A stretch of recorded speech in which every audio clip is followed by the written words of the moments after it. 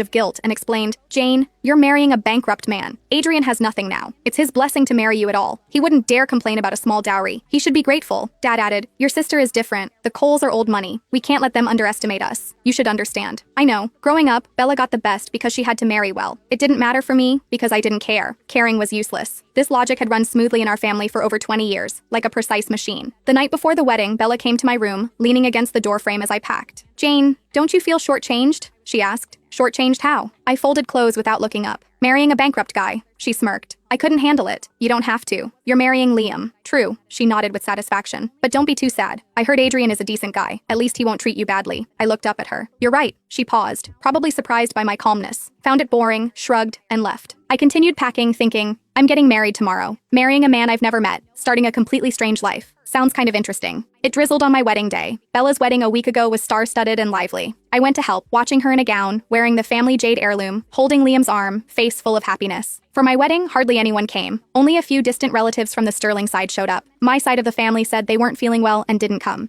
Only a few colleagues I got along with came to support me. I wore the dress Mom prepared, a simple white dress, no veil. The makeup artist was recommended by the restaurant owner, average skills, gave me a light look. I looked in the mirror and thought I looked pretty good. The ceremony was simple. No MC, no flower girl, no complex procedures. Adrian and I exchanged rings under the witness of friends and family. Simple silver rings, probably a few $100s. I saw Adrian in person for the first time. He was taller and thinner than in the photo. He wore a suit that had been washed until it was slightly faded, but his tie was meticulous, his hair neat. There was awkwardness in his eyes, but he tried hard to maintain his dignity. His look was complex, apologetic, yet inquiring. "I'm sorry," he whispered as we exchanged rings, "for making you marry someone like me." I looked at him. This man had beautiful eyes. Even in poverty, his inherent grace couldn't be hidden. "It's okay. I don't care anyway." He paused, then chuckled softly, a smile mixed with indescribable bitterness. After the brief ceremony, we cut the cake, toasted, and collected the few red envelopes. Then Adrian said to me, "Let's go home." Home. The word sounded a bit unfamiliar. Our new home was an old apartment on the outskirts of the city, 6th floor, no elevator. I followed, listening to his heavy footsteps. He looked back at me, guilt in his eyes. "Sorry for making you live in a place like this." I looked around. "It's fine. At least it's quiet." He smiled and opened the door. The apartment was small, about 600 square feet, one bedroom, but it was very clean. Simple furniture, clean curtains, freshly washed sheets drying on the balcony. "I spent yesterday cleaning," he said shyly. "Hope you can get used to it." I looked at this small space and felt it was cozy. "I will." He put the suitcases in the bedroom, then took a stack of crumpled bills from his pocket and placed them in my hand. "This is everything I have right now. $3,000. I'm starting as a delivery driver tomorrow. I should be able to make some money. I'll support you." I took the bills, still warm from his hand. They were smoothed out carefully. Old, but clean. "You keep this money."